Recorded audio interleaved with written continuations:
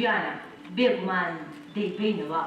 ئەو شانە هەمیشە و تەنانەت دواوشەکانی سەرزاری ژنا تێکۆشەری کورد کوێستان داودی چالاکوانی سیاسی و پارێزبوانی مافی ژنان و مافی خەڵکی چەوساوەی کوردستان بوو.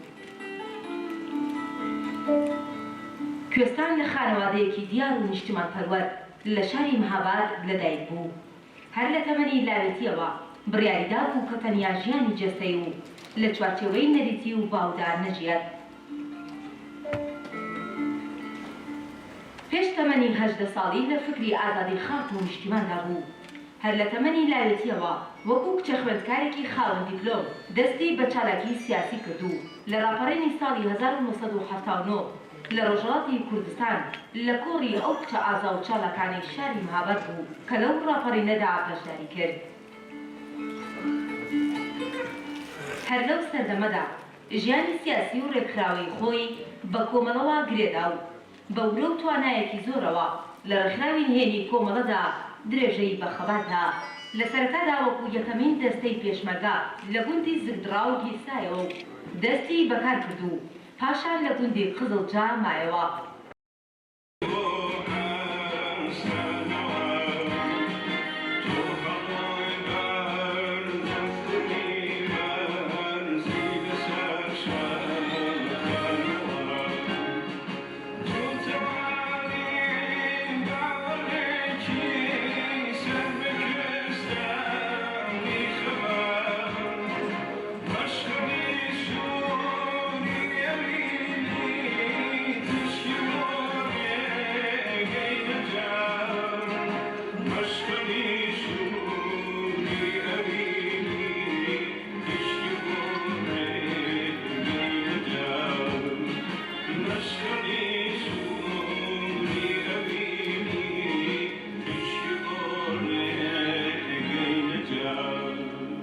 هاوڕێ کێوسان هەر لە تەمەنی لاوێتیەوە دەستی بە چالاکی سیاسی کرد و لە ڕاپەڕینی ساڵی 1979 لە ئێران یەکێک لەو کیژە ئازا و چالاکانەی شاری مەهاباد بوو کە لەو ڕاپەڕینەدا بەشداری کرد. هەر لەو سەردەمەدا ژیانی سیاسی و ڕێکخراوەیی خۆی بە کۆمەڵەوە گرێدا و بە ورە و تواناییکی زۆرەوە لە ڕێکخراوی نهێنی کۆمەڵەدا درێژەی بەخەباتدا. لە کۆتاییەکانی ساڵی 1359 هەتاوی لە کاتێکدا کە لەگەڵ هاوڕێکی دیکەیدا بۆ چالاکی تەشکیلاتی بەرەو تەورێز کەوتبوونەڕێ لەلایەن هێزەکانی کۆماری ئیسلامیەوە دەست بەسەر کرا و بۆ ماوەی 5 ساڵ لە زیندانەکانی تەورێز و ورمێ لە ژێر سەختترین ئەشکەنجە و ئازاردا بەند کرا. هاوڕێ کێوسان بە ورەیەکی قایم و ئێرادەیەکی پتە و ئەم سەختی و دشوارانەی زیندانی تەحمل کرد و وەفادارانە نهێنیە تەشکیلاتەکانی کۆمەڵەی پاراست. مەخابن ژنە تێکۆشەرێکی ڕۆژهەڵاتی کوردستان بە دوور لە زێدی لەدایکبوونی مەرگ تەنگی پێ هەڵەشنێ و پاش ململانێ و جەنگێکی زۆر لەگەڵ نەخۆشیدا ماڵ ئاوایی لە ژیان دەکات و بەجێمان دەهێڵێت. خاتوو کوێستان داودی تەنانەت لە ماوەی درێژەی نەخۆشیەکەی و سەرەمەرگیشیدا بە زەردەخەنە سروشتی هەمیشەیەکەی و ئیرادە و هێزە ئەفسوناویە مرۆڤ دۆستانیەکەی هەر بە ئومێدەوە دەژیا و بەردەوام لە خەبات و تێکۆشان و بەشداربوونی لە چالاکیە جۆربەجۆرەکانی بواری نەتەوەی و ژناندا هیچ ماندووبوونێکی نەدەزانی. هەواڵ کوێستان ژنانی بەڕێخستن دەکرد. لە بەڕێخستنکردنی ژنان هەموو کۆمەڵگای بەڕێخستن دەکردووە بەرەو ئازادی هانی بۆ دەدا.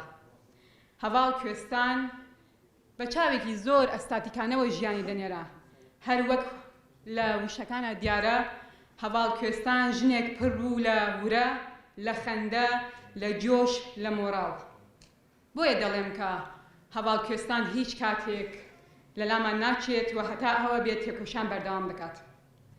لە ڕۆژانی کۆتایی ژیانی خۆیدا لە کاتێکدا ماڵاوایی کرد کە شۆڕەشی ژن ژیان ئازادی لە ڕۆژهەڵاتی کوردستانەوە لە ئاستی هەرە بەرزا بوو.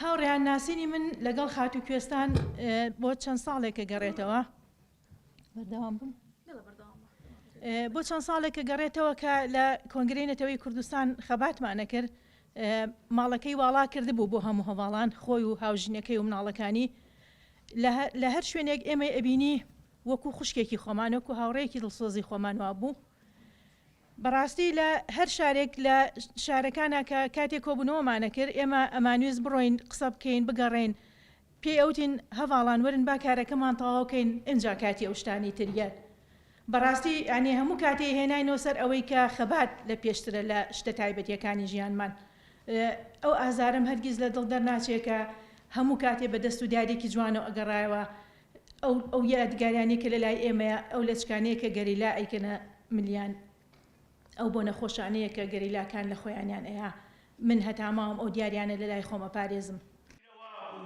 ئەو دڕی بە مەرگدا و دڕی بە ناومێدیدا و دڕی بە چەوسانەوەی ژندا و دڕی بە ژێردەستیدا و بوو بە مژدەیەکی سوور و مژدەی هەتاو لە کازیوەی هیواوە